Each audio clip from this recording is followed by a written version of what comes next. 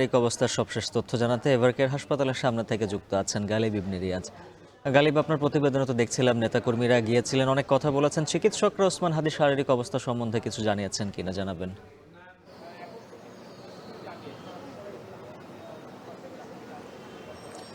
উজ্জ্বল, একদিন পেরিয়ে গেছে, 24 ঘন্টা পার হয়ে এখন কিন্তু বলা চলে যে ওসমান হাদির শারীরিক অবস্থা যেমন ছিল, অর্থাৎ এভারকেয়ার হাসপাতালে যে অবস্থায় তাকে নিয়ে আসা হয়েছে ঠিক সেই অবস্থাতেই তিনি রয়েছেন। আপনি জানতে চাচ্ছিলেন যে চিকিৎসকরা এখন পর্যন্ত কিছু বলেছে কিনা।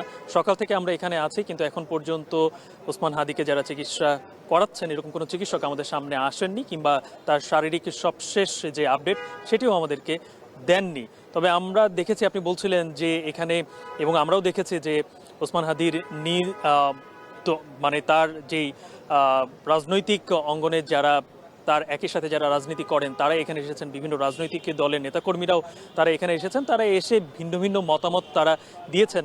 কিন্তু সবাই একটি কথাই বলেছেন যে তাদের এই ওসমান হাদির যারা চিকিৎসক রয়েছেন তারা যেটা বলছেন যে এই অবস্থাতে সচরাচর কোনো পেশেন্ট ফিরে আসার সুযোগটা খুব কম। যদি সেটা হয় তবে সেটি হবে মিরাকেল। অর্থাৎ এই এক কথায় কিন্তু আমরা বুঝতে পারি যে ওসমান হাদি যে অবস্থায় রয়েছেন সেটি আসলে কতটুকু ক্রিটিক্যাল।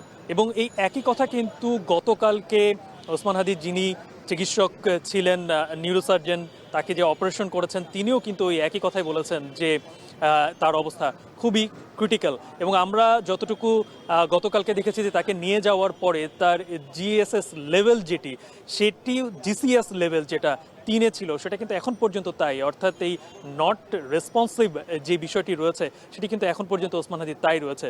যদিও এখন লাইফ সাপোর্টের মাধ্যমে কৃত্রিমভাবে তাকে শ্বাস প্রশ্বাসের ব্যবস্থা করে দেওয়া হয়েছে, কারণ তার যেই শরীরে রক্তের যেই সঞ্চালন সেটি কিন্তু সে স্বাভাবিকভাবে নিজে থেকে তার হার্ট কিন্তু সেটা করতে পারছে না, যে কারণে বাহির থেকে তাকে শ্বাস প্রশ্বাসের মাধ্যমে পুরো শরীরে রক্ত সঞ্চালন অব্যাহত রাখা হয়েছে। যেটি আসলে বলা চলে যে এক কথায় আমরা এই ধরনের পেশেন্টকে বিভিন্ন সময় আমরা দেখে থাকি যে ডক্টররা অনেক আগে হয়তো বা সিদ্ধান্ত নিয়ে নেন, কিন্তু একটা বিষয় তারা বারবারই বলছেন যে সৃষ্টিকর্তা যদি চান তাহলে হাদি এখান থেকে ফিরে আসতে পারেন, তার অর্গানগুলো যদি আবার স্বাভাবিকভাবে কাজ করা শুরু করে নিজে থেকে, অর্থাৎ স্বাভাবিকভাবে সেটি যদি হয় তাহলে হয়তো পরবর্তী চিকিৎসা সেটা চিকিৎসকরা নেবেন। এবং চিকিৎসকরা এটাও বলেছেন যে আগামী 48 ঘন্টা, এর মধ্যে কিন্তু 24 ঘন্টা ইতিমধ্যে অতিবাহিত হয়েছে, তার মধ্যে তার অপারেশনের পরের যেই সময়টা তারপর থেকে কিন্তু চিকিৎসকরা বলছেন যে 48 ঘন্টার মধ্যে যদি কোনো কিছু সবকিছু আসলে তারা বুঝতে পারবেন যে পরবর্তীতে তারা কি চিকিৎসাটা তারা করবেন। এই ছিল আমার কাছ থেকে এভারকেয়ারের সামনে থেকে সর্বশেষ। আরএফএল ওয়াটার পাম্পের অটো